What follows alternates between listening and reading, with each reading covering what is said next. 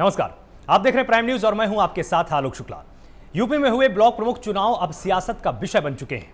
चुनाव में बीजेपी की बम्पर जीत के बाद अब समाजवादी पार्टी के मुखिया अखिलेश यादव बीजेपी पर हमलावर होते हुए नजर आ रहे हैं।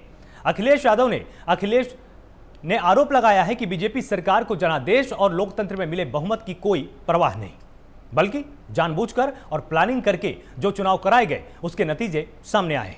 तो साथ ही अखिलेश यादव ने बीजेपी पर प्रशासन से गलत इस्तेमाल करने का आरोप भी लगाया है। दरअसल उत्तर प्रदेश के पंचायत चुनाव में बीजेपी और सपा के बीच कांटे की टक्कर थी। इसकी शुरुआत पंचायत सदस्यों के चुनाव से हुई थी। इसमें सपा ने बाजी मारी थी। इससे बीजेपी की साख दांव पर लग गई और पंचायत अध्यक्ष और ब्लॉक प्रमुख के चुनाव में कड़ी टक्कर होने का अनुमान जताया गया। हालांकि पंचायत अध्यक्ष के नतीजों ने सपा की उम्मीदों पर पानी फेर दिया और 75 में से 67 सीटों पर बीजेपी ने जीत हासिल की। ऐसे ही नतीजे ब्लॉक प्रमुख के चुनाव में भी सामने आए। यहां पर कुल 825 में से बीजेपी अब तक 648 सीटों पर जीत हासिल कर चुकी है। इनमें से 349 सीटों पर तो पार्टी ने निर्विरोध बाजी मारी है। इन सब के बाद अब सवाल यह उठता है कि अखिलेश के आरोपों में कितना दम है और यूपी में हुए ब्लॉक प्रमुख चुनाव को लेकर उठाए गए अखिलेश के सवालों में कितनी सच्चाई है। ये सब कुछ समझने के लिए हमारी अगले 1 घंटे की आज चर्चा होने वाली। इसमें हम समझने की पूरी कोशिश करेंगे कि अखिलेश के आरोपों में कितना दम है और चुनाव बहाना, सरकार पर निशाना, बीजेपी ने बाजी मारी है, लेकिन उसके बाद जिस तरह से अखिलेश ने वार किया है इसके क्या मायने निकाले जाएंगे। यूपी में ब्लॉक प्रमुख के कुल 825 पद हैं, ये आपको अपडेट हम दे रहे हैं। 825 में से 648 सीटों पर बीजेपी की बम्पर जीत हुई है और इसके बाद से विपक्ष के खेमे में हड़कंप मचा हुआ है। 334 पदों पर बीजेपी उम्मीदवार निर्विरोध जीते हैं और ये प्रश्न खड़ा हुआ है कि क्या बीजेपी का मैनेजमेंट सबसे बेहतर है। समाजवादी पार्टी के खाते में 98 सीटें आई हैं। इसके बाद क्या परिणाम निकाले जाने चाहिए। 14 जिलों में बीजेपी ने विपक्ष को क्लीन स्वीप किया है, खाता भी नहीं खोल पाए यहां पर विपक्षी दल। तो ये बड़ी जीत मानी जा सकती है। आपको बता रहे हैं लगातार ये सब थोड़ा अपडेट सामने आया और इसमें एक चीज ये भी है कि अखिलेश यादव सामने आते हैं, आरोप सीधे तौर पर लगाते हैं, कहते हैं कि धांधली की गई है। यह खुलकर इस तरह से आरोप लगाना मतलब 2022 की सियासत में निश्चित रूप से पंचायत चुनाव भी अब एक धुरी की तरह काम करने वाले हैं। जिस तरह से किसान आंदोलन की बात की गई थी उसका इस्तेमाल किया गया पंचायत चुनाव में, उसी तरह से अब 2022 का विधानसभा चुनाव जब होगा तब पंचायत चुनावों का इस्तेमाल भी एक उपकरण के तौर पर विपक्ष करने वाला है। बीजेपी को इसी हिसाब से तैयारी करनी चाहिए और विपक्ष को भी इसी हिसाब से भी अपने सारे सियासी तीर अपने तरकश में जमा कर लेने की जरूरत है, क्योंकि जब 2020 की कैंपेनिंग शुरू होगी उस वक्त यह बड़ा मुद्दा विपक्ष बनाने की कोशिश जरूर करेगा कि जब जब पंचायत चुनाव हुए तब बीजेपी ने मैनेजमेंट किया, प्रशासन का दुरुपयोग किया, लोकतंत्र की एक तरह से धज्जियां उड़ाई, जैसा कि अखिलेश यादव ने खुला आरोप लगाया है। उन्होंने कहा कि अगर प्रशासन का दुरुपयोग न किया जाता तो आज परिणाम कुछ और होते। इस पर तमाम मेहमान हमारे साथ जुड़ेंगे, उनसे हम समझने की पूरी कोशिश करेंगे कि आखिर इन आरोपों के पीछे क्या सच्चाई है, इन आरोपों के पीछे क्या आधार है। और साथ ही आपको बताएं कि जिला पंचायत अध्यक्ष के चुनाव में अफसरों ने सपा कार्यकर्ताओं के हाथ पैर तोड़े, हमारे सत्ता पे आने पर कार्रवाई होगी, ये बड़े आरोप लगाए हैं यहां पर अखिलेश ने। तो इस तरह के आरोप अगर खुल के लगाए जाते हैं तो इसके बाद बीजेपी का काउंटर क्या होगा, ये भी हम यहां पर गुलेश शेख से समझने की कोशिश करेंगे, जो हमारे साथ जुड़ेंगे इस पूरी चर्चा में। प्रवक्ता बीजेपी हैं, हमारे साथ समाजवादी पार्टी का पक्ष रखेंगे कीर्तिनिधि पांडे और संदीप त्रिपाठी कांग्रेस के प्रवक्ता के तौर पर हमारे साथ जुड़ेंगे। इनसे भी समझने की कोशिश करेंगे कि जिस तरह से इनकी पूरी तरह से जो एक दावेदारी पहले मानी जा रही थी, लगातार कांग्रेस की प्रवक्ता भी और पार्टी के तमाम पदाधिकारी भी दावा कर रहे थे कि पंचायत चुनाव में हमारी धमक पूरा उत्तर प्रदेश महसूस करेगा। आखिर कांग्रेस फिर बैकफुट पर क्यों चली गई और क्या 2022 में ही ऐसा होगा या उस पर ही फोकस करने के लिए पंचायत चुनाव से, ब्लॉक प्रमुख चुनावों से उन्होंने अपने पैर पीछे खींचे कि अपनी ऊर्जा को सही जगह पर सही समय पर इस्तेमाल करेंगे। संजीव कौशिक हमारे साथ जुड़ेंगे, राजनीतिक विश्लेषक के तौर पर उनका भी पक्ष समझना बेहद जरूरी है कि आखिर अब इस परिप्रेक्ष्य में उत्तर प्रदेश की राजनीति कहां तक जा सकती है। विकास एजेंडा होने वाला है, कोरोना महामारी में जिस तरह से मैनेजमेंट हुआ वो एजेंडा होने वाला है, किसान आंदोलन कितना काम करने वाला है और साथ ही जो पंचायत चुनाव हुए उसमें जिस तरह से विपक्ष अब सत्ता पक्ष को घेरने की कोशिश में है उसका कितना बेहतर इस्तेमाल किया जाएगा, ये सारी चीजें समझने की यहां पर जरूरत है। समाजवादी पार्टी के खाते में 98 सीटें गई हैं। उसके बाद से अखिलेश यादव सामने आते हैं और उन्होंने कहा कि हमारी सीटें बहुत अधिक होती, परिणाम इससे कहीं बड़ा विशाल होता, लेकिन जब दुरुपयोग किया गया प्रशासन का, जो अधिकारी थे उन्होंने हमारे जो प्रत्याशी थे उनको मतदान स्थल तक पहुंचने नहीं दिया, उनका नामांकन नहीं होने दिया गया। इस तरह की कार्रवाई के बाद ही हमारे प्रत्याशी जीत नहीं पाए हैं। सीधा सा मतलब यह है, तैयारी हमारी थी, हमारे पास ज़्यादा जनाधार था, हमारे पास ज़्यादा वोट बैंक था, लेकिन उसके बावजूद अगर बीजेपी जीती है तो कहीं ना कहीं धांधली है। तो धांधली का संकेत अखिलेश यादव ने दिया है। क्या आधार होगा वो हम कीर्ति निधि पांडे से यहाँ पर जरूर समझेंगे और ये समझने की हम कोशिश करेंगे कि आखिर इसके पीछे क्या मंशा हो सकती है। बीजेपी ने अगर बेहतर मैनेज किया है, अगर 648 सीट पर बीजेपी की जीत हुई है, तो क्या ये सिर्फ धनबल और बाहुबल के दम पर हो गया? क्या ऐसा हो सकता है? बीजेपी पर अखिलेश का वार हुआ है, एक बार आपको वो भी हम समझा देते हैं। बीजेपी पर अखिलेश लगातार हमलावर हैं और गंभीर आरोप अखिलेश यादव ने यहां पर लगा दिए हैं। आपको बताएं कि भाजपा सरकार पर उन्होंने हमला किया है, चुनाव में प्रशासन की गलत इस्तेमाल करने का खुला आरोप इन्होंने यहां पर लगाया है। उन्होंने एक और बात कही कि मुझे सीएम के योगी होने पर भी शक हो रहा है। ये सीधा व्यक्तिगत आरोप उन्होंने लगाया और जिला पंचायत में सरकार के इशारे पर पुलिस और अफसरों ने जो अन्याय किया है, सपा की सरकार आने पर उन पर कार्रवाई की जाएगी, इस तरह का भी उन्होंने संकेत दिया है। साफ तौर पर अखिलेश यादव ने कहा कि उनकी सूची तैयार कर ली गई है, जिन्होंने यहां पर गलत काम किया उन अफसरों की लिस्ट तैयार की है, ऐसा अखिलेश यादव ने कहा। अखिलेश यादव ने कोरोना डेथ सर्टिफिकेट और इलाज के मामले छुपाने वाले अफसरों पर भी कार्रवाई करने की बात कही। उन्होंने यह भी कहा कि जिला पंचायत अध्यक्ष के चुनाव में सपा कार्यकर्ताओं को टारगेट करके अफसरों ने अत्याचार किया है। पहली बार गुंडा शब्द का इस्तेमाल कर रहा हूं, यह भी अखिलेश ने जोर देकर कहा है। अखिलेश यादव ने साफ तौर पर कहा कि गुंडा शब्द का इस्तेमाल अगर मैं कर रहा हूं तो आज ही पहली बार कर रहा हूं। सपा के कार्यकर्ताओं को चिन्हित करके उनके हाथ पैर तोड़े गए, ये जानकारी उन्होंने दी। इससे दिल नहीं भरा तो उन्हें गंभीर धाराओं में मुकदमा दर्ज करा दिया गया। मैंने आगरा में विकास किया था, उसे रोका गया। भाजपा ने सबको मुबारकबाद दी है, लड्डू खिलाए, मगर पुलिस को धन्यवाद नहीं किया। जिले के डीएम और एसएसपी पुलिस बल को अगर नहीं लगाया होता तो जो गुंडागर्दी के दम पर भाजपा ने चुनाव जीता वो नहीं जीत पाते। तो मतलब सारांश यही है कि अखिलेश यादव ने खुलकर हमला बोला है, खुलकर अब ये बोला है कि किसी भी तरह से चुनाव हुए हों, चुनाव लोकतंत्र की परिभाषा है, चुनावों के जरिए ही पता चलता है कि देश में लोकतंत्र है, लेकिन जिस तरह से बीजेपी ने उसका दुरुपयोग किया वो गलत हुआ है, अखिलेश यादव का ये कहना है। लेकिन बीजेपी का इसमें पक्ष क्या है? क्या बीजेपी अखिलेश के जो आरोप हैं उनसे किसी भी तरह बचती हुई नजर आएगी? उनके पास काउंटर क्या है वो हम यहां पर बीजेपी प्रवक्ता से जरूर समझने की कोशिश करेंगे। और जो जीत हुई है, जो बंपर जीत हुई है, क्या ये बौखलाहट मानी जाए विपक्ष की? क्योंकि जिस तरह से अब अनर्गल प्रलाप यहां पर हुए हैं, ये बीजेपी लगातार कहती हुई आई है कि अब ये बौखलाहट है। तो हमारे साथ तमाम मेहमान इस वक्त हमारे साथ जुड़ गए हैं। हमारे साथ गुल्ले शेख होंगे, प्रवक्ता बीजेपी हैं, साथ ही हमारे पास कीर्ति निधि पांडे हैं, प्रवक्ता सपा है, आपका बहुत बहुत स्वागत है कीर्ति जी। संदीप त्रिपाठी, प्रवक्ता कांग्रेस हैं, आपका भी बहुत बहुत स्वागत है प्राइम न्यूज पर। और संजीव कौशिक, राजनीतिक विश्लेषक के तौर पर हमारे साथ जुड़े हुए। तो संजीव जी, सबसे पहले मैं आपके पास आता हूं। आज ये समझना बहुत जरूरी है, सत्ता और विपक्ष, इन दोनों पक्षों के बीच में जब जब राजनीतिक संघर्ष होता है तो आरोप प्रत्यारोप का दौर चलता है। लेकिन ब्लॉक प्रमुख के चुनाव के बाद अखिलेश यादव का इस तरह से सामने आना और खुला आरोप लगाना कि गुंडागर्दी हुई है, गुंडा शब्द का पहली बार इस्तेमाल कर रहा हूं, प्रशासन के तमाम अफसर हैं उनकी मैंने लिस्ट बना ली है, अगर हमारी सरकार आती तो कार्रवाई होगी। अब उत्तर प्रदेश की राजनीति 2022 के हिसाब से किस तरह बढ़ रही है संजीव जी?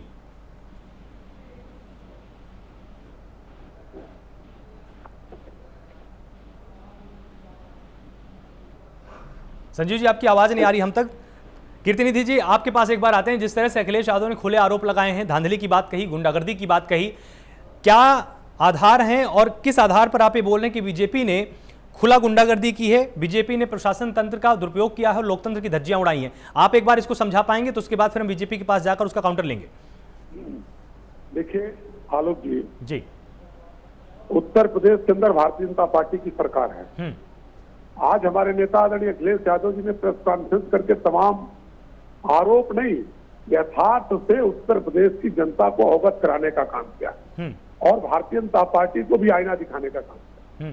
आप जानना चाहते हैं कि ये आरोप किन आधार पर लगाया गया? मैं आपको एक एक करके अवगत कराना चाहता हूं कि जिला पंचायत के चुनाव पूरे उत्तर प्रदेश के अंदर हुए और समाजवादी पार्टी को 800 सीट मिली और भारतीय जनता पार्टी को 600 सीट मिली। 200 सीट ज्यादा जीतने वाली समाजवादी पार्टी के जिला पंचायत अध्यक्ष नहीं जीत पाए। जिस तरीके से जनपदों में नंगा नाच किया जिला प्रशासन के अफसरों ने, पुलिस के अफसरों ने, जिस तरीके से हमारे उम्मीदवारों को पर्चा नहीं दाखिला करने दिया, किन्हीं किन्हीं जिलों में पर्चा खरीदने नहीं दिया गया, जहां खरीद लिया वहां भारतीय जनता पार्टी के संरक्षित गुंडों ने पर्चा छीन करके कलेक्ट्रेट कैंपस के अंदर फाड़ दिया और जबरदस्ती अनैतिक तरीके से जिला पंचायत की तमाम सीटें जीतने का काम किया। और इस घटना से, इस आशंका से हम लोग निर्वाचन आयोग को लगातार अवगत कराते रहे। लेकिन बड़ा दुर्भाग्यपूर्ण स्थिति है कि उत्तर प्रदेश की मुख्य निर्वाचन आयुक्त ने इसका संज्ञान नहीं लिया, कार्रवाई नहीं किया।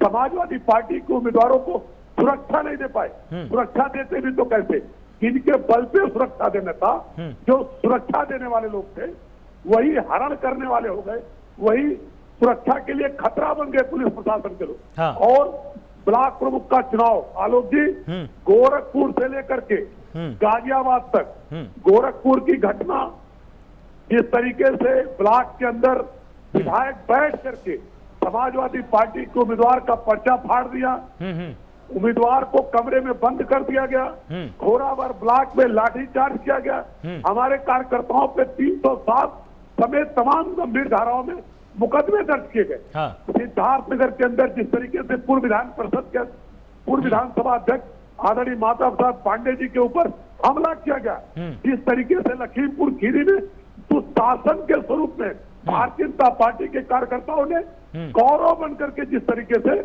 महिलाओं के साथ दुराचार किए, महिलाओं की साड़ी से खींचने का काम किए, हाँ। जिस तरीके से रायबरेली के अंदर ब्लॉकों के अंदर उपद्रव हुआ, जिस तरीके से अंदर अमेठी में, जिस तरीके से कन्नौज के अंदर, जिस तरीके से आजमगढ़ के अंदर, इस तरीके से नग्न तांडव पूरी गुंडागर्दी भारतीय जनता पार्टी के संरक्षण में हुआ।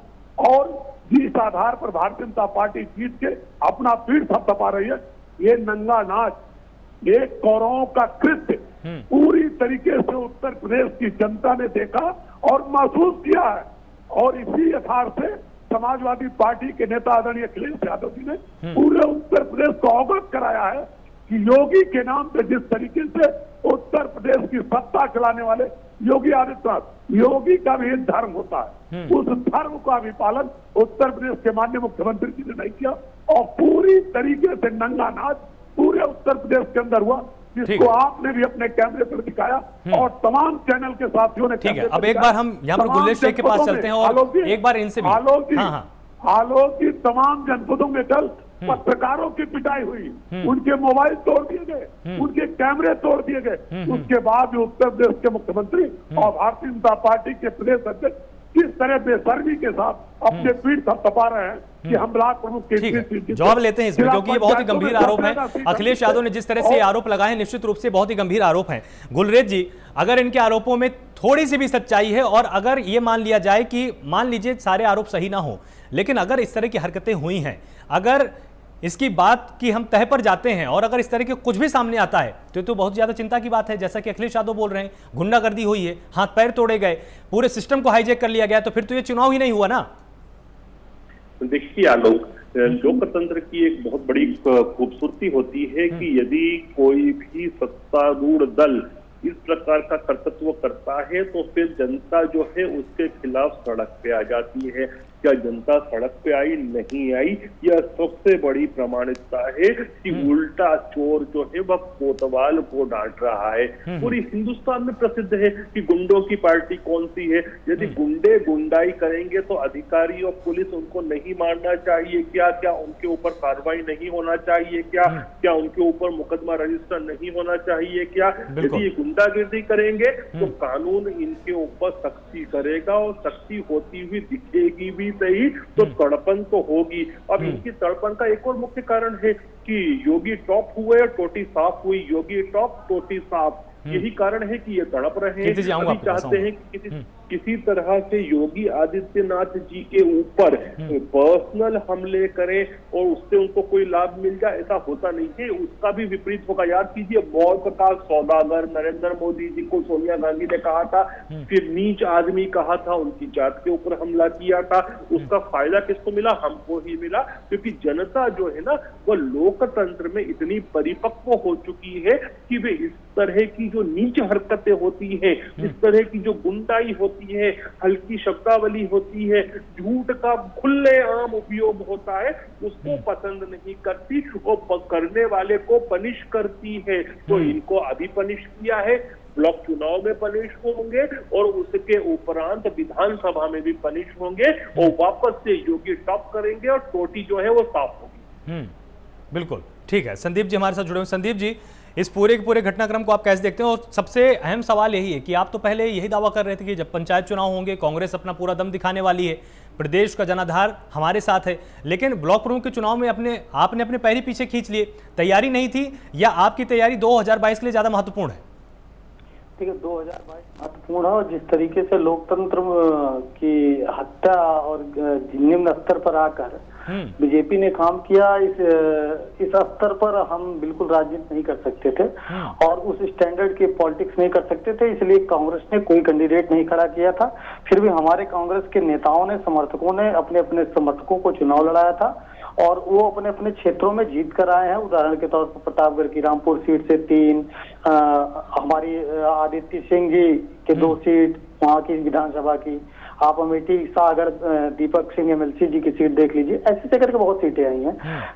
ये पर्सनल जो अपने समर्थकों को उन्होंने लड़ाया था या हमारे नेताओं ने लड़ाया था चुनाव, पार्टी ने चुनाव नहीं लड़ाया था, पहली बात। और दूसरी बात, गुलरेज जी को मैं ये कहूंगा कि पहली बात तो मैं सपा के मित्र पांडे जी से एक बात कहूंगा कि देखिए, आप उत्तर प्रदेश में जाहिर सी बात है कि पहले आप सत्ता में रहे हैं और आप अपने आप को सबसे मजबूत पार्टी कहते हैं, आप कहते हैं कैडर बेस्ड पार्टी है, आपका कैडर कहाँ चला गया जो कि सड़क पर नहीं निकल कर आ रहा है? और अखिलेश जी को ऐसा कौन सा डर है कि महिलाओं के साथ इतना अत्याचार हो जाने के बाद भी, महिलाओं के साथ इतनी घटना, उनके कार्यकर्ताओं के साथ घटना हो जाने के बाद भी वो फेसबुक, व्हाट्सएप, ट्विटर और प्रेस कॉन्फ्रेंस तक सीमित रह जाते हैं? जमीन पर उतर कर आने में उन्हें डर किस बात का है? पहली बात। दूसरी बात, गुलरेज जी क्या आप ये बताएंगे कि 2010 का चुनाव मायावती जी ने बड़ी ईमानदारी से लड़ा था? गुलरेज जी से सीधा सवाल है, जरा पूछ लीजिए। या 2000 जो है 16 का चुनाव भाजपा ने बड़ी ईमानदारी से लड़ा था। 15 और 16 जो हुआ था, 15 में चुनाव हुए थे, रिजल्ट 16 में आए थे, तो ईमानदारी से लड़ा था या बेईमानी से? जरा सीधा सीधा बता दीजिए, उसके बाद में अपनी बात रखूं। गुलरेज जी,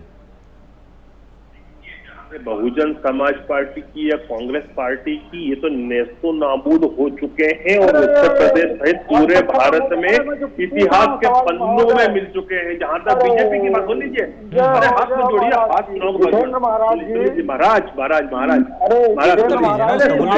घुमाइए मत बात को, देखिए घुमाइए मत बात को, गुलरेज जी सीधा उत्तर दीजिए इसमें, भारत घुमाइए मत बात को।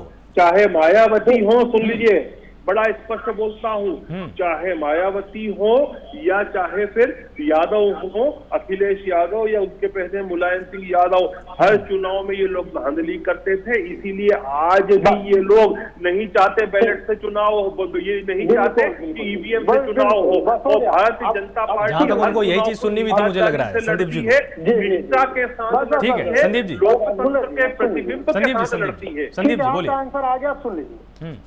देखिए, अभी गुलरेज जी ने कहा कि बसपा बेईमानी से चुनाव जीती थी और अखिलेश मुलायम सिंह जी बेईमानी से लगातार जीतते थे। तो इस बात को आप भूल जा रहे हैं कि जैसे आज आप डिफेंड कर रहे हैं, इसी तरह वो भी डिफेंड कर रहे थे। वो आपको महिलाओं का चीरहरण नहीं दिखाई दे रहा है, आपको अपने एसपी का वह वीडियो नहीं दिखाई दे रहा है जिसमें वो कह रहा है कि भाजपा के लोग बम लेकर आए थे, कट्टा लेकर आए थे, असलहे लेकर आए थे, उसको तमाचा मार देते हैं, वो नहीं दिखता। आपको पत्रकारों के साथ की जा रही अभद्रता नहीं दिखती है। तो मित्र, आपको मैं बता देना चाहता हूं कि 2010 के चुनाव में मायावती जी 2010 में जब चुनाव हुआ, 11 में फाइनल चुनाव हुआ, उसमें 50 सीटें जिला पंचायत की जीत के आती है और 2012 में चुनाव होता है, विधानसभा की तो हार जाती है, मात्र 80 सीट पाकर बाहर हो जाती है। सपा का क्या हस्त्र हुआ? सपा 60 जिला पंचायत जबरदस्ती जिता कर लाती है। 63 थे उस साल, 2016 की बात है, 63 थे, 60 नहीं थे, मुझे याद है। चलिए माफी चाहते हैं, करेक्ट कर दिया आपने। 63 जिता कर लेके आती है और सत्ता से बाहर हो जाती है, उसे 47 सीट मिलती है। महोदय, आप तो और भी पार कर दिए हैं। और एक चीज डिफरेंस देखिए, और सपा और बसपा के जमाने में जिला पंचायत सदस्यों को और बीडीसी को अगुवा करने का काम जो होता था, वो पार्टी के वर्कर, या जो माफिया टाइप की पार्टी में जो लोग होते थे या जो दबंग टाइप के लोग होते थे उनका होता था। बीजेपी ने तो एक पायदान ऊपर चढ़ के प्रशासन का इस्तेमाल करके इन सब कामों में लगा दिया। इससे दो चीजें जाहिर होती हैं कि एक तो इनके पास कार्यकर्ता नहीं है जमीन पर, यही वजह है कि ये दूसरे की पार्टियों में आज भी ताका झाकी कर रहे हैं, जितिन प्रसाद जी आ जाएं, फलाने यादव जी मिल जाएं, इसलिए कि ना इनके पास नेता है ना नीति है। और आप कह रहे हैं कि महोदय गुलेर जी, अगर आप डेवलपमेंट के चुनाव पर मुद्दे पर चुनाव लड़ना चाहते हैं, ठीक है, तो आप डेवलपमेंट की बात करिए ना। हाँ। आप उसकी बात ही नहीं करते हैं। आप बताना ही नहीं चाहते कि उत्तर प्रदेश में आपने मेडिकल कॉलेज कितने खोल दिए, आपने बेरोजगारों को रोजगार कितना दे दिया, डीजल पेट्रोल इतना नहीं, इस पर भी आते हैं, इस पर भी आते हैं, लेकिन एक बार शुरुआत में पहले हम संजीव जी के पास भी यहाँ पर चलते हैं। आता हूँ, मैं आपके पास आता हूँ संजीव जी। गुलेर जी आपके पास आता हूँ, एक सेकंड संजीव जी के पास एक बार चलते हैं। संजीव जी, तीनों पार्टियों का पक्ष आपने सुन लिया। आरोप प्रत्यारोप लोकतंत्र में एक तरह से बहुत अच्छे और बेहतरीन उपकरण के तौर पर इस्तेमाल किया जाता है, लेकिन अब जिस तरह के परिप्रेक्ष्य बन रहे हैं कि एक पार्टी ये बोल रही कि सामने वाली पार्टी गुंडा पार्टी है, हमारे कार्यकर्ताओं के हाथ पैर तोड़े जाते हैं, और दूसरी पार्टी का कहना है कि ऐसा तो हमने कुछ किया ही नहीं, हमने तो कानून के दायरे में रहकर ही काम किया है, अगर इनको ज्यादा आपत्ति है तो ये लोग कोर्ट चले जाएं। कोर्ट विपक्ष जाना नहीं चाहता है। इस पूरी परिस्थिति को देखते हुए 2022 के चुनाव किन परिस्थितियों में लड़े जाएंगे, क्या समीकरण बन सकते हैं? देखिए आलोक, मैंने शुरुआत में यही कहने का प्रयास किया था कि यदि 50 से ज्यादा जिला से यदि हिंसक झड़पों की खबर आए और इसके बाद में जो दृश्य सामने हमने टीवी पर देखा कि किस तरह से महिलाओं का चीरहरण हो रहा था, या फिर लाइव किडनैपिंग की बात सामने आई, या फिर प्रशासनिक अधिकारी द्वारा कहते हुए अपने वरीय अधिकारी को कि किस तरह से भारतीय जनता पार्टी के लोग हम पे हावी हैं, इन सारे चीजों के बाद यदि विपक्ष सड़कों पे दिखाई नहीं दे रहा है तो तेज भाई की इस बात से बिल्कुल सहमत है कि ये सब कुछ केवल और केवल आरोपी है। जब इस तरह की बातें थी या है तो निश्चित तौर पर विपक्ष को आज सड़कों पे होना चाहिए था। इतनी जाती है तो ये केवल ट्विटर और फेसबुक और प्रेस कॉन्फ्रेंस से काम नहीं होना चाहिए। दूसरी बात, जो लोग ये मानते हैं कि इस जीत के बहुत बड़े मायने हैं, उस जीत के बारे में मैं जरा चर्चा कर दूं। शोध करने वाले लोग बहुत सारे जो बैठे हैं वो जानते होंगे इस चीज को कि 1995 में मुलायम सिंह जीते थे और 97 में उनकी हार हो गई। इसी तरह के चुनाव की बात मैं कर रहा हूँ। 2000 में बीजेपी जीती थी और 2002 में हार गई थी।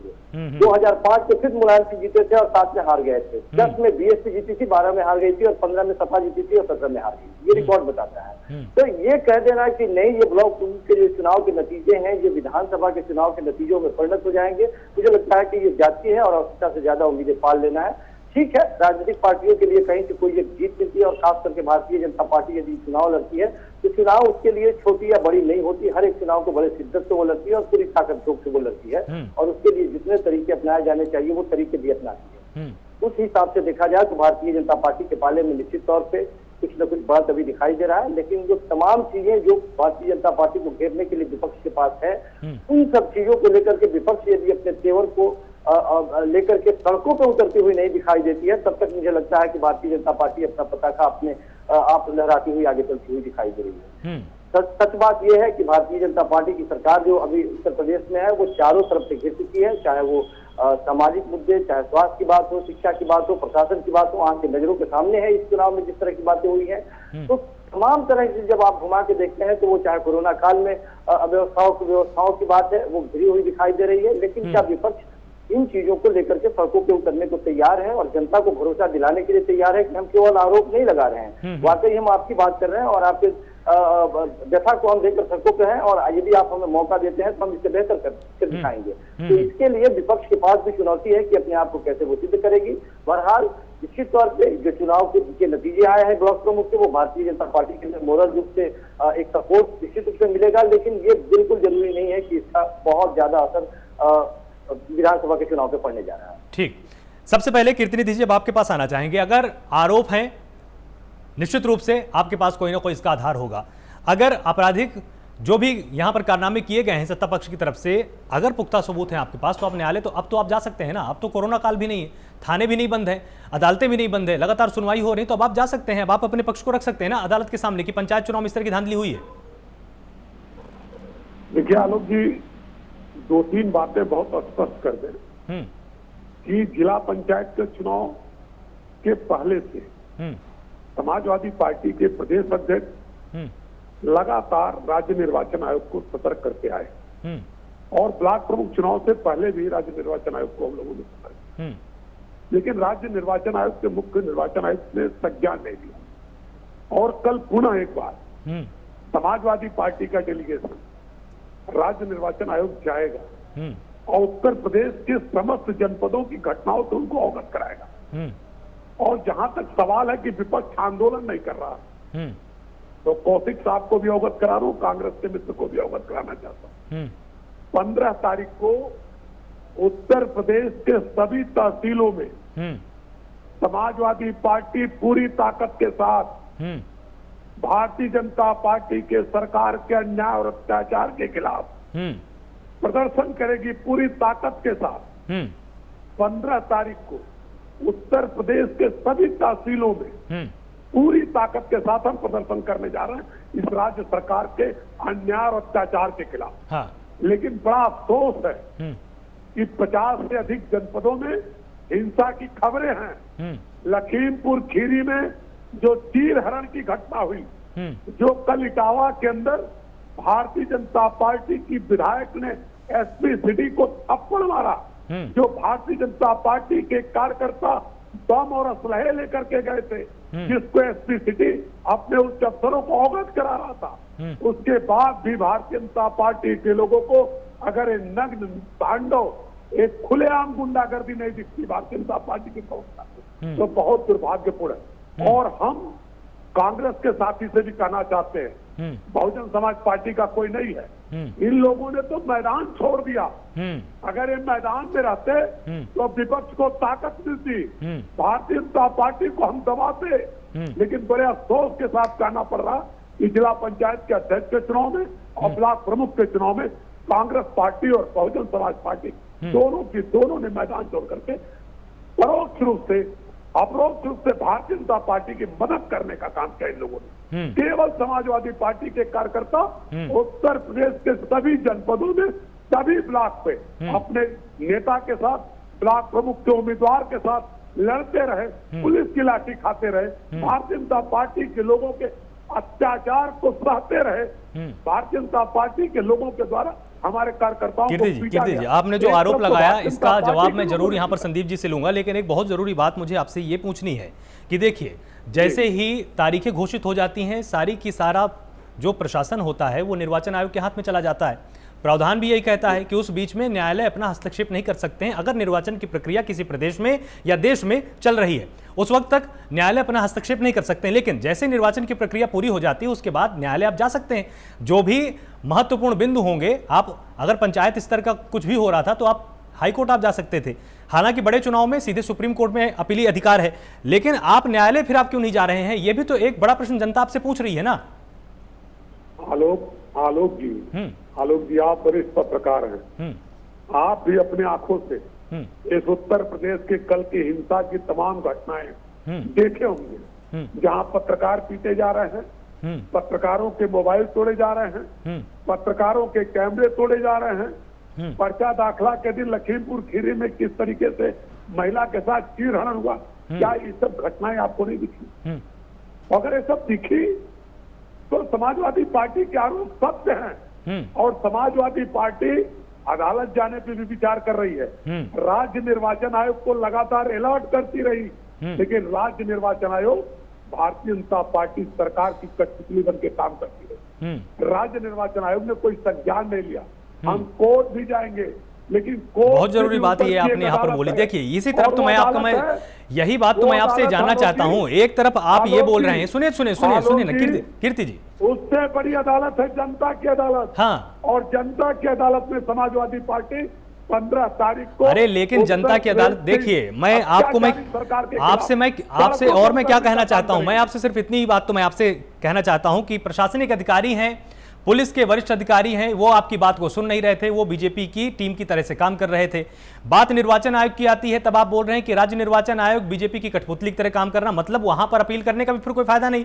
अब आपके पास एक ही ऑप्शन है कि आप न्यायालय जाएं, क्योंकि न्याय करने का अधिकार उसके पास है, वहां आप अभी जाना नहीं चाहते हैं। तो इसका मतलब क्या निकाला जाए? और देखिए, अगर आप न्यायालय जाएंगे, एक मिनट पहले अभी मेरी बात तो पूरी होने दीजिए, मेरी पहले आप बात तो आप एक बार पूरी होने दीजिए। कीर्ति सुनिए तो पहले पूरी बात एक बार होने दीजिए, पूरी बात एक बार होने दीजिए। सुनिए, अगर आप न्यायालय जाएंगे, अगर न्यायालय आपके दिए गए सबूतों के आधार पर अगर आपके पक्ष में कुछ ऐसा फैसला देता है तो जनता की अदालत भी आपकी बात को मानेगी कि हाँ ठीक है, आप जो बोल रहे हैं हाईकोर्ट ने इसके संबंध में आपके पक्ष में फैसला दिया है, तो आप न्यायालय फिर आप जाइए ना। आलोक जी, इस संबंध में भी अधिवक्ताओं से हम लोग राय लेंगे, समाजवादी पार्टी इस पर भी विचार करेगी, न्यायालय भी जाएगी और जनता की अदालत में भी हम जाएंगे। और जो चीज आपने दिखाया, जो चीज तमाम चैनलों ने दिखाया, जो अखबारों ने दिखाया, मैं आपसे पूछना चाहता हूं, और वरिष्ठ राजनीतिक विश्लेषक बैठे, क्या लखीमपुर खीरी के अंदर चीरहरण की घटना आपको नहीं दिखी? क्या इटावा के अंदर कल एसपीसीडी को थप्पड़ मारने की घटना आपको नहीं दिखी? क्या रायबरेली अमेठी के अंदर जिस तरीके से ब्लॉकों के अंदर उपद्रव हुए वो आपको नहीं दिखा? क्या सिद्धार्थनगर के अंदर माता प्रसाद पांडे जी जो विधानसभा के अध्यक्ष रहे उनके साथ दुर्व्यवहार की घटना आपको नहीं दिखी? क्या खोरावर गोरखपुर के अंदर, खोरावर ब्लॉक के अंदर जिस तरीके से स्थानीय विधायक ने हमारे कैंडिडेट के पर्चा को ब्लॉक के अंदर छीन करके फाड़ दिया, हमारे कार्यकर्ताओं को पीटा गया, हमारे कार्यकर्ताओं के ऊपर 307 समेत गंभीर धाराओं में मुकदमे लिखे गए, क्या आपको नहीं दिखा? ठीक है, आपके इन सारे आरोपों को हम यहाँ पर जवाब लेते हैं। गुलरेज जी, जवाब दीजिए इनका। महिला के साथ अभद्रता हुई उसको हर कोई कंडोम करता है, और न केवल कंडम करता है बल्कि आप देखिए कि दर्जन भर के लगभग अधिकारियों के ऊपर तुरंत योगी आदित्यनाथ जी की सरकार ने कार्रवाई भी की है। और जो कोई भी होगा सुन लो भाई साहब, सुन लीजिए, अरे सुन लीजिए टोटी पार्टी के प्रवक्ता, अरे टोटियों के प्रवक्ता सुन लीजिए थोड़ा। नहीं, जब आप कह रहे थे मैं शांति से सुन रहा था, आपको भी वो दिखानी होगी। नहीं सुन लीजिए ना, पहले जवाब तो पूरा होने दीजिए, जवाब एक बार पहले पूरा होने दीजिए कीर्ति जी, जवाब पूरा होने के बाद फिर आप फिर अपना पक्ष रखिएगा ना। जवाब एक बार पहले पूरा होने दीजिए। कीर्ति जी एक सेकंड बताइए, इनको एक देखिए बोलने नहीं देना है, यही तो गुंडों की पहचान होती है। पहले देखिए, स्वतंत्रता दोनों को है ना आपको, कीर्ति जी बात रखने की स्वतंत्रता दोनों को है ना, दोनों ही प्रवक्ताओं को है ना। आपने अपनी बात रखी, आपने खुले आरोप लगाए, वो चुपचाप सुनते रहे ना तब तक। एक सेकंड कीर्ति जी, एक सेकंड, स्वतंत्रता दोनों को है ना यहाँ पर। जब आप अपनी बात बोल रहे थे वो चुपचाप बैठकर सुन रहे थे ना, अब जब वो अपनी बात रख रहे हैं तो आप भी सुनिए ना, फिर थोड़ी देर के लिए सुन लीजिए ना, थोड़ी देर के लिए सुन लीजिए, उसके बाद फिर आपके पास आऊंगा तो आप अपना पक्ष रखिएगा। ये बात क्यों नहीं बताते? अरे बताएंगे ना, पहले आप उनको बता रहे तो दीजिए, आप उनको बोलने नहीं दे रहे, कब बताएंगे फिर वो? अरे तो बोलने तो दीजिए पहले। एक सेकंड गुलेज जी बोलिए, आप बोलिए। देखिए, जो महिला के साथ अभद्रता हुई है उत्तर प्रदेश में, वह उसको हर कोई उस पर धिक्कार भेज रहा है और कार्रवाई की न केवल मांग कर रहा है बल्कि योगी आदित्यनाथ जी की सरकार ने अफसरों को नापा भी है। जांच चल रही है, जो कोई भी उसमें संलिप्त होगा उसको टांग दिया जाएगा, अच्छी तरह से टांग दिया जाएगा। इससे ज्यादा मैं कुछ नहीं कह सकता। लेकिन आपने अभी पूछा समाजवादी पार्टी के मित्र से कि आप लोग न्यायालय क्यों नहीं जाते, तो इन्होंने क्या कहा, इलेक्शन कमीशन जो है वो भारतीय जनता पार्टी की कठपुतली की तरह काम कर रहा है। ये लोग हर किसी जो हमारी कॉन्स्टिट्यूशनल बॉडीज है उनके विषय में ऐसा ही करते हैं, ऐसे ही बातें करते हैं। कल से इनको हाई कोर्ट से भी यदि इनको ठुकरा दी गई इनकी बात को तो ये कहेंगे कि कोर्ट भी जो है वो भाजपा के हिसाब से काम कर रही है। ऐसी बातें प्लीज नहीं करें, इससे हमारा लोकतंत्र कमजोर होता है। अभी कुछ देर पहले कांग्रेस के प्रवक्ता भाई भी कह रहे थे कि आप देखिए कि पहले क्या हुआ था, मायावती ने किस प्रकार से स्थानीय चुनाव जीते थे, उसके बाद विधानसभा हार गई। फिर आप अखिलेश यादव को देखिए, उन्होंने भी जीते थे और फिर विधानसभा हार गए। मेरे भैया रूल्स ऑफ गेम जो है ना वह बदल चुके हैं, क्योंकि भारतीय जनता पार्टी की सरकारें जनता के बीच में काम करती हैं। आप लोग यही बातें कहते थे जब गोरखपुर में बाई इलेक्शन हुआ था, जब मुजफ्फरनगर के उधर बाई इलेक्शन हुआ था, जहां जहां भी लोकसभा के बाई इलेक्शन हुए थे 2019 के आम चुनाव से पहले, आप बोल रहे थे बीजेपी हार गई, समाजवादी और दूसरे दल जीत गए। तो इसकी बात तो हम एसपी बीएसपी मिलकर खूंटा गाड़ देंगे और यूपी पूरा हम जीत जाएंगे। लेकिन क्या हुआ, आप किस बेशर्मी से हारे हैं, किस तरह से मुंह काला हुआ है। तो अब आप ये बातें पुराने हिसाब से बात मत कीजिए। आज के समय जो जनता के बीच में और जनता के हित में काम करता है ना, जनता उसको लगातार आशीर्वाद देती है, बीजेपी को वापस आशीर्वाद देगी। कीर्ति जी छोटा सा उत्तर दीजिएगा। देखिए आलोक जी, मैं लगातार एक सवाल पूछता रहा, क्या लखीमपुर खीरी के अंदर जब महिला के साथ छीनड़ हुआ, वहां के थानेदार के खिलाफ, वहां के सीओ के खिलाफ, वहां के कप्तान के खिलाफ कोई कार्रवाई हुई? क्या कल इटावा के अंदर जिस तरीके से भारतीय जनता पार्टी के विधायक ने एसपी को थप्पड़ मारा, क्या विधायक के खिलाफ मुकदमा दर्ज हुआ? जिस तरीके से पत्रकारों के ऊपर हमला हुए, किसी भारतीय जनता पार्टी के कार्यकर्ता के खिलाफ कोई मुकदमा दर्ज हुआ?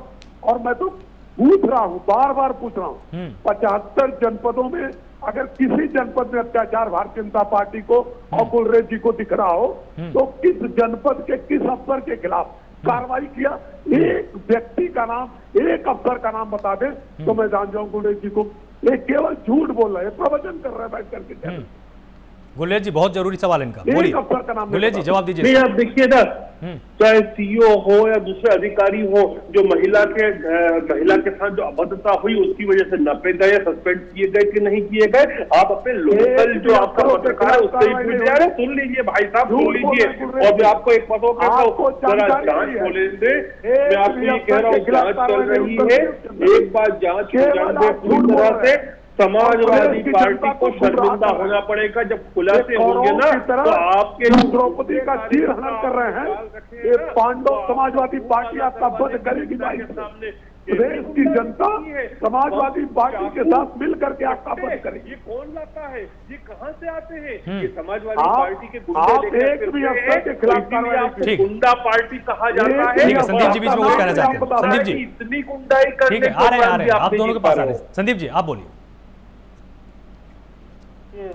अभी हमारे सपा के मित्र ने कहा कि हम 15 तारीख को आंदोलन करने वाले हैं, बहुत बढ़िया है। 12 तारीख को डीजल पेट्रोल के खिलाफ भी कांग्रेस का आंदोलन है, सहभागिता करें, जनता की आवाज उठाना अच्छी बात है। आप आंदोलन कहाँ कर, आपके पास क्या करता है? नहीं आंदोलन कहाँ करेंगे? अरे सुनिएगा, कार्यकर्ता रहेंगे तब तो आंदोलन करेंगे। कार्यकर्ता ही नहीं उनके पास, अजीब बात बोल रहे हैं आप भी। आप भी क्या बोल रहे हैं कीर्ति जी, कांग्रेस के पास कार्यकर्ता ही नहीं। 10 तारीख के चुनाव में मुकाबला करते, मतलब कैसी बात आप भी बोलने लग जाते हैं कीर्ति जी।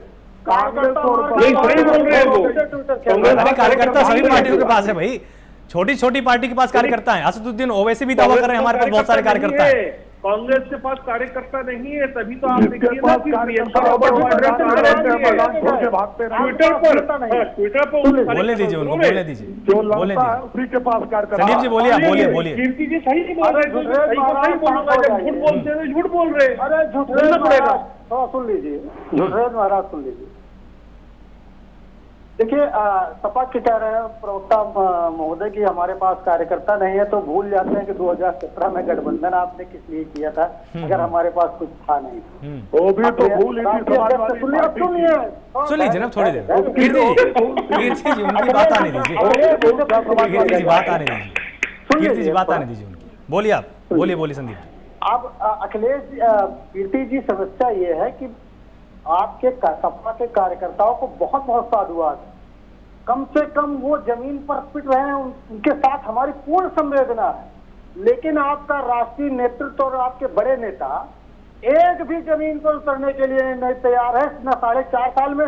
जैसे अभी आप गुलरेज जी से कह रहे थे, मैं आपको चैलेंज कर रहा हूं कि एक आंदोलन का नाम बता दीजिए जिसमें आपका राष्ट्रीय नेतृत्व है, अखिलेश जी कोई भी उतर कर आए हो, मैं आपको 10 आंदोलन का नाम बता दूंगा जिसमें हमारी प्रियंका राष्ट्रीय अध्यक्ष जी की उन्नाव में गिरफ्तारी हुई, राष्ट्रीय अध्यक्ष जी की कार्यालय के बाहर गिरफ्तारी हुई, राष्ट्रीय अध्यक्ष जी के उपस्थिति में जिस तरीके से अभी पिछले दिनों समाजवादी पार्टी कार्यालय पर अरे वैक्सीन को लेकर मुद्दा उठाया था इन्होंने, और वो क्या राष्ट्रीय मुद्दा नहीं है क्या? अभी संदीप जी कुछ भी, उन्होंने भी वैक्सीन को लेकर बात उठाई थी ना, बहुत ज्यादा राष्ट्रीय मुद्दा है वो भी।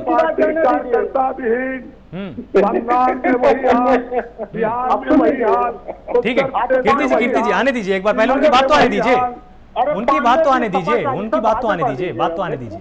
ठीक है बोलिए। देखिए अभी कितनी सनसनाहट लग रही है, बड़ी दुख की बात यही है, जबकि सच्चाई यह है कि मैं कह रहा हूं कि भाई आप मजबूत हैं तो आपके कार्यकर्ता इतने पिट रहे हैं, आप क्यों जमीन पर उतर कर नहीं आ रहे? यही तो मैं बार बार सवाल कर रहा हूँ, आप उसका जवाब नहीं देना चाहते। मैं तो यदि बता आप रहा हूँ, राष्ट्रीय हित का बचाव कर रहे तो हमारा हैं, आपकी आंदोलन है। पीड़ा को मैं समझ सकता हूँ, लेकिन आज का कार्यकर्ता, समाजवादी पार्टी का कार्यकर्ता अपने आप को ठगा महसूस कर रहा 15 है। तारीख को समझिए, उत्तर प्रदेश के दूसरी सभी बात, तहसीलों में भी बड़े दावे कर रहे हैं, इनको शायद पता नहीं कि उत्तर प्रदेश में जो भी ये दंगाई पार्टियों ने दंगा और खुलेआम नंगा नाच किया है महिलाओं के साथ अभद्रता से लेकर प्रशासन पर जिस तरीके से इन्होंने लाठी डंडे चलाए हैं, एक भी कार्रवाई नहीं हुई है।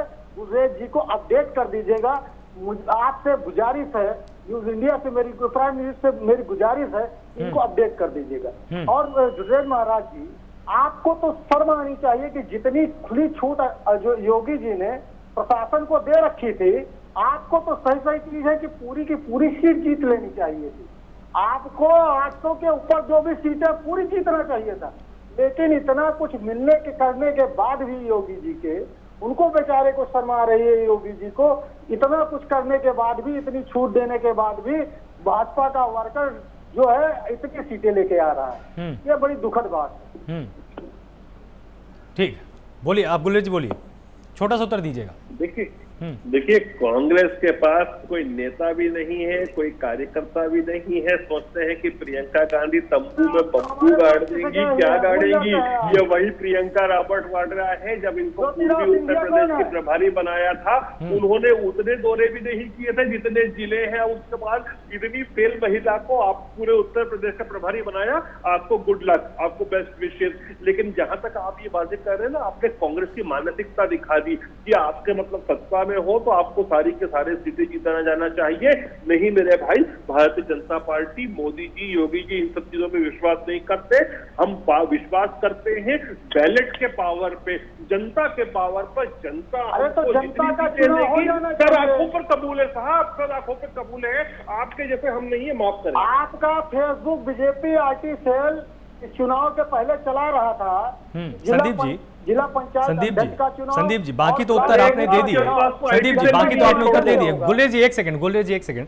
संदीप जी, थोड़ी देर पहले कीर्तिनिधि पांडे ने एक बहुत ही जरूरी बात बोली थी। इन्होंने ये बोला था कि आप ब्लॉक प्रमुख के चुनाव से इसलिए पीछे हट गए क्योंकि आप कहीं ना कहीं बीजेपी की मदद करना चाहते थे। इसमें कितनी सच्चाई है?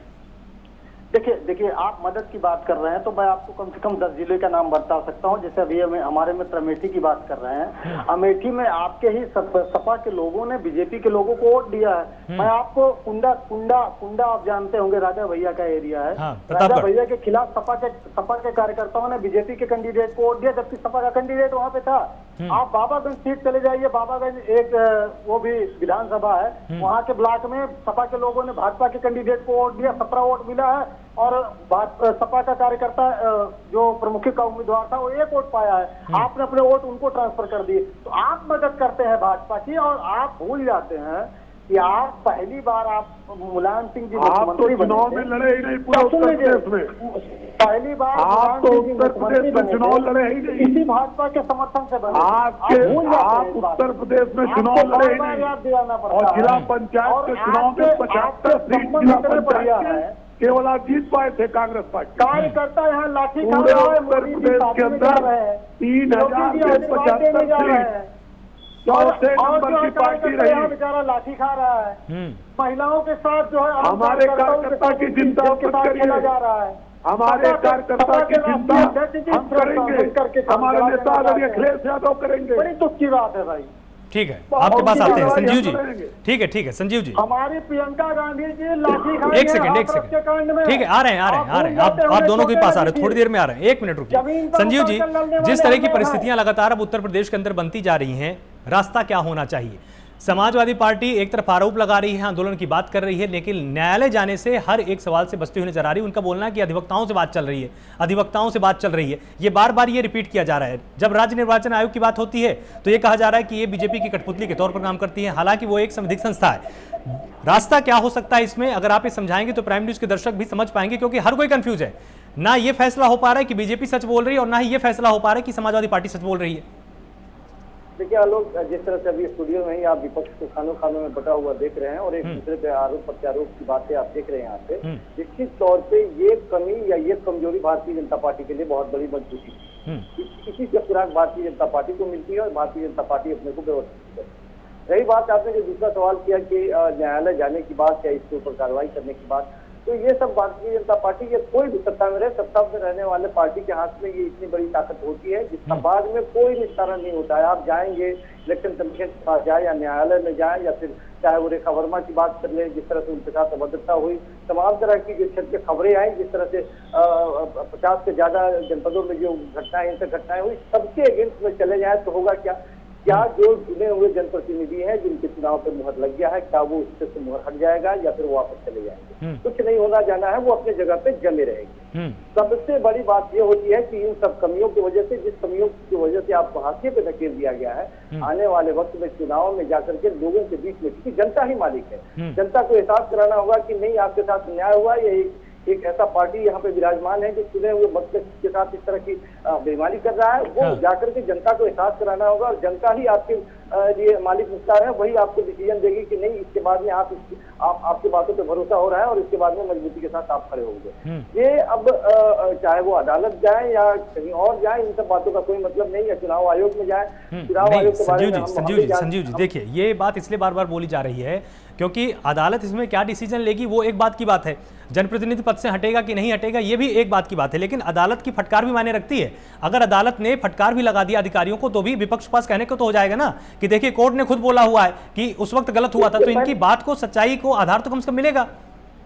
आलोक, इससे पहले हमने देखा है लोकसभा का चुनाव हो या अभी हाल फिलहाल में हमने बंगाल के चुनाव में देखा है, कई बार अदालत के सामने आकर के और फटकार लगाने की नौबत आई है चुनाव आयोग को, बावजूद इसके कान पे दूर तक नहीं रेंगा है। बार बार अदालतों को कहना पड़ा है कि हमें पक्षपात दिखाई दे रहा है, आप किसी एक पक्ष की बात पर संज्ञान नहीं लेते हैं, एक पक्ष की बात पर तुरंत संज्ञान ले लेते हैं, और ये देखने में भी आया है। ऐसा नहीं है कि केवल ये बातें किसी पार्टी के द्वारा लगाया गया आरोप है, हमने और आपने भी महसूस किया है कि ऐसा होता है। तो जाहिर सी बात है कि देश की संवैधानिक संस्थानों के ऊपर जिस तरह से फोकस बना हुआ है वो प्रतिदिन बना रहेगा। निश्चित तौर पे विपक्ष के पास ये हथियार है और विपक्ष इसको लेकर के जब अदालत भी जाए, ठीक है, उनके किसी भी फैसले पर्पज से नहीं खड़ा कर रहे हैं, जाना चाहिए उनको, लेकिन अदालत, सबसे बड़ी अदालत किसी भी पार्टी के लिए जनता है, और जनता के बीच में जाकर के आप इस बात को रखें कि जो हो रहा है वो नाइंसाफी हो रही है, जबरदस्ती किया जा रहा है, मतों का अपहरण हो रहा है, जनता ये बात समझे और जनता जवाब देते जा रहे हैं।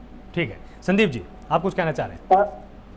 देखिए, एक बहुत बड़ी बात, अभी जी न्यूज के पत्रकार महोदय ने स्मृति ईरानी जी से घटना पर बात की, तो वो कहती हैं कि जो है आप चले जाइए पश्चिम बंगाल में, हमारी महिला कार्यकर्ताओं को उठा ले जा रहे हैं टीएमसी वाले, और जो है वहाँ के हमारे कार्यकर्ताओं को मार दिया जा रहा है, उनके चिथड़े उड़ा दिए जा रहे हैं, वगैरह वगैरह। तो भैया, बंगाल के लोगों का बदला उसकी चिढ़ आप उत्तर प्रदेश के लोगों से लेंगी? बड़ी शर्मनाक बात है, मैं खंडन करता हूँ। महिला है, महिला होने के नाते आपको कम से कम उस लखीमपुर और सीतापुर की महिला का दर्द दिखना चाहिए था आपकी बातों में। आपने एक बार भी कंडम करना जरूरी नहीं समझा। ये वही स्मृति ईरानी है जो चूड़ियां भेजा करती थी प्रधानमंत्री को। आज जो है वो चूड़िया जो है या तो पहनना बंद कर दिया है, हाँ हमें लगता है पहनना ही बंद कर दिया, कड़ा पहनना स्टार्ट कर दिया है, क्योंकि चूड़ी हो सकता है मोदी जी को और योगी जी को भेजना पड़ जाए, तो इस वजह से वो चूड़िया ही पहनना बंद कर दिया। बहन जी, आप चूड़ी पहनिए और चूड़ी को योगी जी और मोदी जी को भेंट करिए, ताकि शर्म आ सके कि आज किस तरीके से उनके शासनकाल में। और देखिए, भाजपा की मानसिकता महिला विरोधी रही है, चाहे आप हाथरस का कांड देख लीजिए, चाहे आप जो है इनके पूर्व गृह राज्य मंत्री रहे उनका मामला देख लीजिए, चाहे आप जो है कुलदीप सेंगर का मामला उन्नाव का देख लीजिए, किस तरीके से लास्ट टाइम तक कुलदीप सेंगर का बचाव करते रह गए। तो ये इनकी महिला विरोधी मानसिकता रही है, लेकिन वो मानसिकता इस निचले स्तर पर पहुंच जाएगी, ये उत्तर प्रदेश की जनता या उत्तर प्रदेश के लोग या और पार्टी के कार्यकर्ता नेता नहीं जानते थे। ये बहुत ही देखिए, कांग्रेस पार्टी जब किसी पे भी आरोप लगाती है ना, झूठे आरोप भी लगाती है, तो वो अपने आप के गिरेबान में नहीं झांकती है। आप संदूर कांड से लेकर कुछ भी उठाकर देख लीजिए, महिला, अरे भौरी देवी को याद कर लीजिए, संदूर कांड को उठाकर देख लीजिए, सबसे संलिप्तता कांग्रेस पार्टी की रही है। और आप ये बताइए कि श्रीमती प्रियंका रॉबर्ट वाड्रा हमारे पप्पू जी से तो ज्यादा काम कर सकती है, लेकिन चूंकि एक महिला महिला है और पुत्र जो है वो ज्यादा प्यारा है, हरियाणा में उनको राष्ट्रीय अध्यक्ष नहीं बनाया जा रहा है। लेकिन मैं एक बात कह रहा हूं कि महिला कहीं की भी हो, हमारे लिए हमारी माँ बेटी की तरह है, उसकी सुरक्षा बहुत जरूरी है। और अभी आप जांच हो रही है ना, मालूम पड़ने दे, जांच की परतें खुलेंगी ना तो आपको पता चलेगा कि समाजवादी पार्टी को कितना लज्जित होना पड़ेगा। नहीं तो एक सवाल तो ये भी है ना कि अब जिस तरह से खुलेआम यहाँ पर अखिलेश यादव बोल रहे हैं कि आपने धांधली की है, आपने गुंडागर्दी की, इसका कुछ तो काउंटर होगा ना आपके पास। अब आप जनता के बीच में जाएंगे कि आप भी प्रेस कॉन्फ्रेंस करेंगे कि आप भी इनकी तरह आंदोलन करेंगे? ना देखिए, ये गुंडागिरी क्यों हुई है, मैं with due respect to the election commission, उस समय योगी जी के हाथ में प्रशासन नहीं था, उस समय प्रशासन की जो कमान थी, जो लगाम थी, वह थी इलेक्शन कमीशन के हाथ में। अब इलेक्शन कमीशन को उस चीज का उत्तर देना पड़ेगा और देना भी चाहिए। लेकिन मैं कहता हूं कि योगी राज में, मोदी राज में कोई किसी बहन के ऊपर आंख भी नहीं उठा सकता, और जो उठाएगा उसकी आंखें निकाल ली जाएंगी। ठीक है कीर्ति जी, वो कोई सी भी पार्टी की हो, वो बहन चाहे कांग्रेस की हो, वो बहन चाहे प्रियंका गांधी हो, कोई भी हो, फिर हरण किया गया, उसके खिलाफ कोई कार्रवाई हुई क्या? बोल तो रहे हैं एक्शन महिला के साथ जो हुआ उसके खिलाफ कोई कार्रवाई? जांच और ये भारतीय जनता पार्टी की सरकार, आप लोगों को शर्मिंदा होना पड़ेगा। हाथरस की घटना में बेटी के साथ रेप की घटना हुई, शर्मिंदा होंगे आप। और इन लोगों ने क्या कहा? आलोक जी, भारतीय जनता पार्टी की सरकार, मैं तो यहाँ तक ये कह रहा हूँ कि प्रियंका रावत वाड्रा भी हमको हमारी बहन बेटी की तरह प्यारी है, लेकिन सीबीआई ने जांच करके कहा उनकी आबरू की सुरक्षा भी हमारी जिम्मेदारी है। पर मोहर लगाया था सीबीआई की बहन। ठीक है कीर्ति जी, आपकी बात आ गई, गुलरेज जी आपकी बात आ गई, संजीव जी ने भी बिल्कुल साफ तौर पर संकेत दिया है कि इसका निश्चित रूप से यहाँ पर, कीर्ति जी एक सेकंड, कीर्ति जी एक सेकंड, संजीव जी ने भी एक बहुत अच्छी बात यहाँ पर बोली कि जनता के बीच में बात जाएगी, जनता ये जरूर एक बार बताएगी कि आखिर। ठीक है याद है ना डाक बंगले में क्या हुआ था? हमारे विधायक ने ही बचाया था बहन कुमारी मायावती जी को। ठीक है, छोटी टिप्पणी यहाँ पर संदीप जी, छोटी टिप्पणी कीजिएगा, समय कम है हमारे पास। कीर्ति जी एक सेकंड, संदीप जी छोटी टिप्पणी, छोटी सी। कीर्ति जी एक सेकंड ना बोलने दीजिए संदीप जी को, एक सेकंड। कार्यकर्ताओं को मैं बताना चाहता हूं कि इस अहंकारी भाजपा से सिर्फ कांग्रेस लड़ सकती है। हम इनके खिलाफ पूरे देश में आंदोलन कर रहे हैं, धरना प्रदर्शन कर रहे हैं।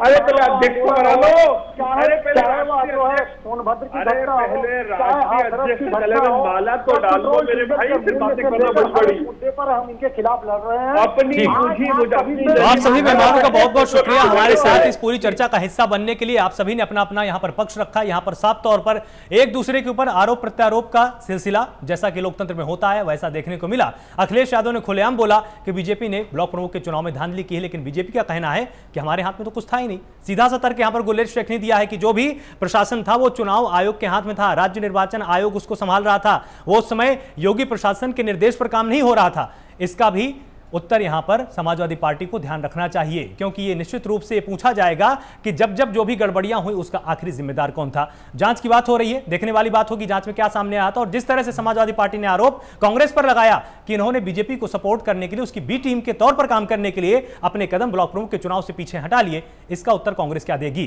क्या 2022 में भी कुछ ऐसा होगा कि विधानसभा चुनाव में अपने कदम पीछे खींच लिए जाएंगे और बात 2024 की कर दी जाएगी? तो ये तमाम सवाल हैं जिसके जवाब इन सभी पार्टियों को ढूंढने हैं। और आप सभी लगातार इस तरह से प्राइम न्यूज के साथ जुड़े रहिए, क्योंकि उत्तर प्रदेश में जिस तरह से राजनीति अब रोज समीकरण बदल रही है, हर एक समीकरण हम आपको समझाने वाले हैं। नमस्कार।